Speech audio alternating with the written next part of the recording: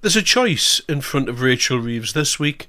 Does she do the correct thing and reduce spending and, in the future look to lower taxes? Or is she just going to go right to the left of her party there and drink of that well and just bring in a wealth tax of some description, be it mansion tax, massive change to council tax, whatever it is that goes on? Does she just come out with a bold move? Well, I say that she does do that this week. That's my prediction. She's already ruled out income tax changes, so tinkering around the edges, I'm afraid, isn't going to do. She's going to need quite a few quid, tens of billions of pounds, in fact. And in order to do that, she's going to have to come up with something relatively large.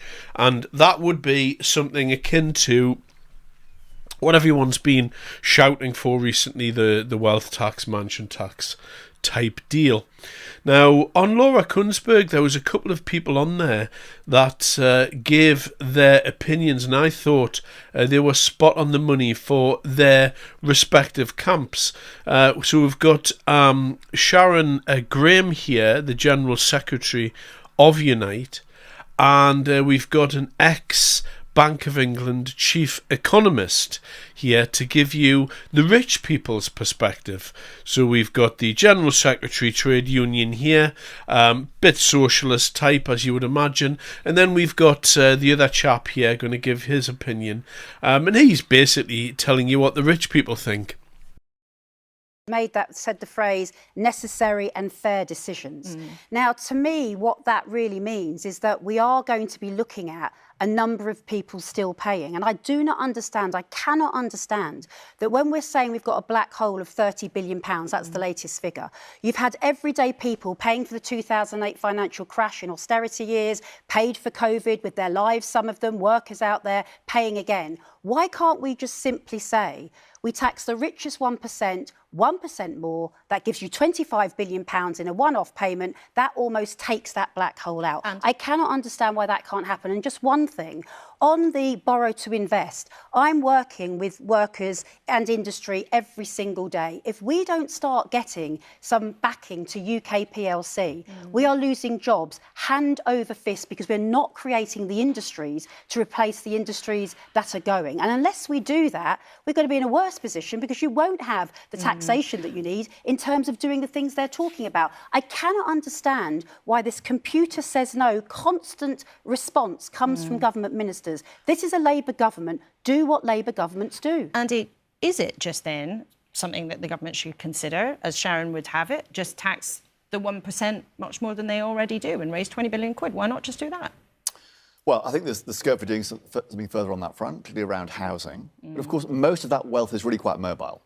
Already the top 1% of earners pay a third of all the tax revenues.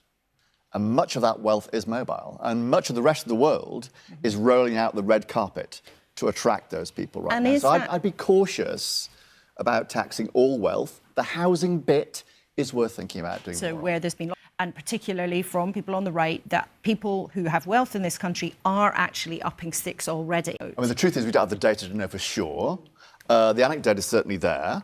And there is some evidence of that. The precise scale remains an open question, I would say. But what I would say, in addition, I agree with Sharon and with Zach that more needs to be done to support government investment, the wellspring of growth. But I also agree with Jeremy in saying that financial markets do need to see some sign that this government is capable of getting its arms around public spending. It really does. This is a vulnerable moment. There's a risk of a Wile E. Coyote moment for this government, that the ground disappears from beneath their feet in financial markets, and that is to be avoided at all costs.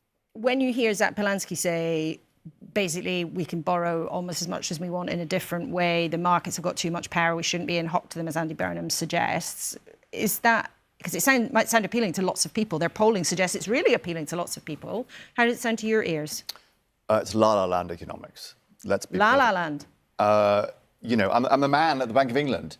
I presided over almost £1 trillion of money printing. If that was the route to success and growth would have long since solved this problem. This is not the time for funny money solutions. And I would have to concur with that gentleman there. This certainly is not the time for funny money solutions or wealth taxes or for scaring people away. And I think he gave you the indicators of how the wealthy are feeling. Would they be willing to put up with a wealth tax levied against their homes or their property? Yes. Would they be willing to accept a wealth tax based upon their total wealth? And the answer to that is no, they wouldn't. And so this is the specific line, and within that, do we get to see or glimpse what Rachel could do? Now, in order to satisfy the people on the left of the party and do what's right, because she's going to have to do something bold. She's already come out and said that, the 2-child benefit cap, that's going to go. And all of the noises that they're making here would appear that Rachel Reeves is moving away from reducing spending, which feeds in to the worry that I have about where this all goes. And I think what we are about to see Rachel Reeves make a radical proposition, and it will be down to something, I would guess, relating to property, because that's the easiest thing to value.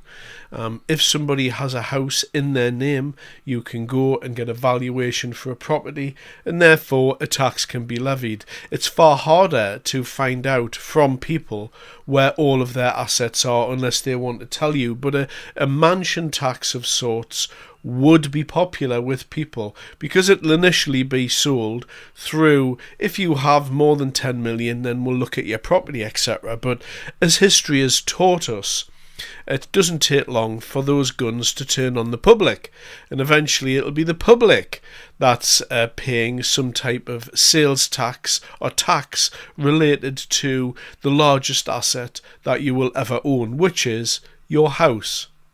And so I think all of these things here that we've seen in the news, in what the Treasury has been floating out to the general public, in what the left of the party wants, in how much the Greens are in the ascendancy, because politics always plays a role in the budget. I think all of these things are going to feed in, and what we are going to see on Wednesday is a big, bold move from Rachel, and she's going to do something that's going to, get her out of this hole, and something like a wealth tax, a mansion tax. I mean, this government here, they will reach and go for anything if they feel it'll get them out of a hole that they're in.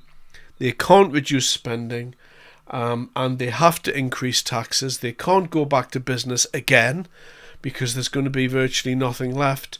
There's really very few options and avenues open to Rachel Reeves. As soon as she discounted increasing income tax, then all bets were off to my mind. And it's going to be interesting to see what she comes out with this week. But for me, we're going to see something bold happen. And with that, or within that, a very dangerous time for the British economy, I'm afraid. Thanks very much for your time.